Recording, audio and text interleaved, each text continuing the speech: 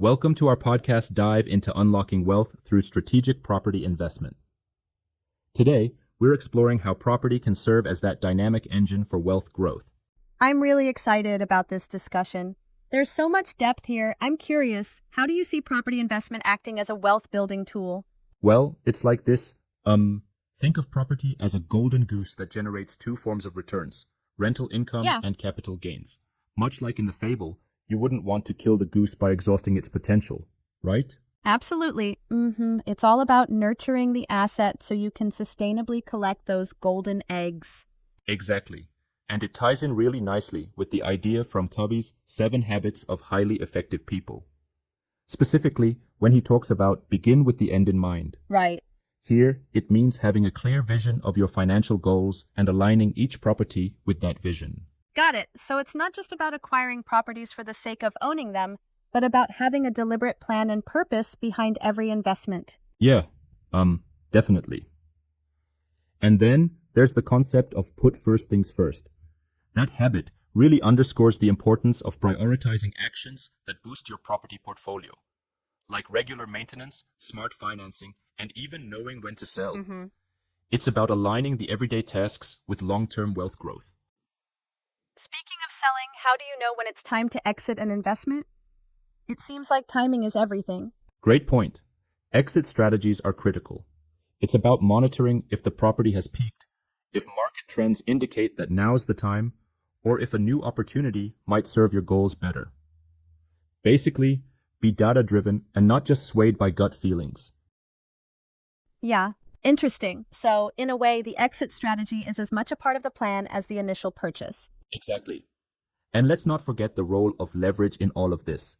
Utilizing a mortgage enables you to control 100% of the property with only a fraction of the asset's total purchase price. Right. By putting down, say, 25%, any gains on the overall property value translate into significantly higher returns on your cash investment. That really amplifies the upside, but isn't it risky? What if property values drop? Good question, and you're not wrong to be cautious. Leveraging amplifies gains and, well, losses. However, when done correctly and coupled with the strategy of generating consistent rental income, the risk can be mitigated. It's about balancing leverage with solid risk management strategies. I see your point. Still, some might argue that leveraging too heavily could be dangerous during market downturns. I totally get that view, and it's a valid concern.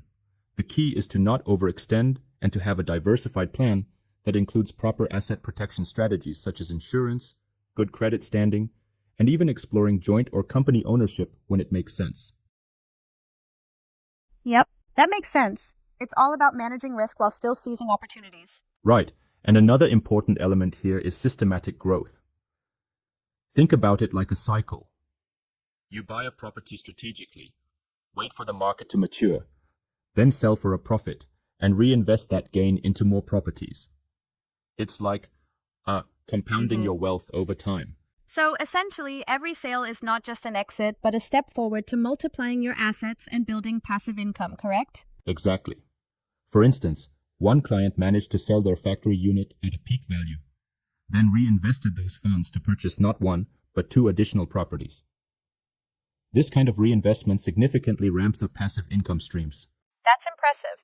And it really underscores the idea that property isn't just a place to live, it's a cornerstone of a strategic savings and wealth building plan. Absolutely. And to add, viewing property as more than just a roof over your head is fundamental. When your capital is tied into an asset that appreciates over time, it's like turning your savings account into a growth engine. Right. It's a step up from just letting money sit in low interest accounts. Instead, your money is actively working and potentially yielding better returns. Exactly. And the process is very proactive. You need to start by knowing your budget, understanding your risk tolerance, and having clear financial goals. From there, you identify properties that match your strategy and leverage smart financing options. True. And what about the practical steps? I heard there are about 10 key steps to get started in property investment. It sounds like a comprehensive roadmap. Yes, indeed. It starts with assessing whether you're a buyer or seller, checking out your loan eligibility, and determining your full budget, including hidden costs. Following that, you choose a focus area, research properties within that niche, compare deals meticulously, and then, of course, partner with a knowledgeable licensed agent. That layered approach definitely seems like the way to build a robust portfolio, but how critical is the role of the agent in this scenario? It's absolutely crucial. A skilled agent not only knows the market trends, but can also guide you through financing rules and strategic planning. They essentially act as a mentor, helping you navigate the complexities of property investment, protecting your interests throughout the process. Yeah, I can see how having a knowledgeable partner in the process could really make a difference, especially in a volatile market. Definitely. And it's about staying informed and proactive. Constant monitoring of market data ensures you know when a property has reached its peak or when a new investment opportunity arises. Right. So, taking all this together, what would you say is the ultimate takeaway for someone looking to embark on this journey? The essence of it is that property investment, when approached strategically, is a powerful, multi-pronged tool for wealth creation. It's about the deliberate planning, using leverage, ensuring systematic growth, having data-driven exit strategies, and managing risks smartly. Absolutely. It's not passive waiting, it's an active, dynamic process. And I guess it's also about the mindset. Thinking of properties as more than just places to live, but as assets that work continually for you. Exactly. It's akin to having a team of golden geese quietly laying golden eggs over time. The longer you care for them, the more they provide. Yeah, that's a perfect way to put it. I do think, though, some might argue that given the volatility in certain markets, it requires not just passion, but a high tolerance for some risk. How would you respond to that? I totally agree, and that's a fair challenge. The markets can be unpredictable, but the key is diversification and continuous learning. When you combine informed decision-making, comprehensive market research, and the right partnerships, the risk is managed significantly.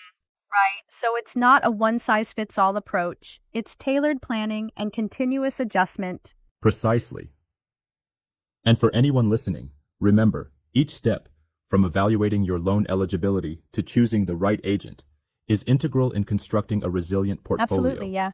It sounds like the journey to wealth through property investment is as much about self-education and strategy as it is about the property itself. Exactly. It's a strategic, active process. So, if you're thinking about stepping into property investment, start by setting clear financial goals, do your homework, and always be ready to adapt to market conditions. Well said. For our listeners, taking that first informed step could be the launchpad to a more secure financial future. Thanks for being such a thoughtful partner in this discussion. And thanks to everyone for tuning in. Remember, wealth through property is built over time, with strategy and persistence. Stay savvy and keep pushing forward. Absolutely. Goodbye, everyone, and until next time, keep investing in your future.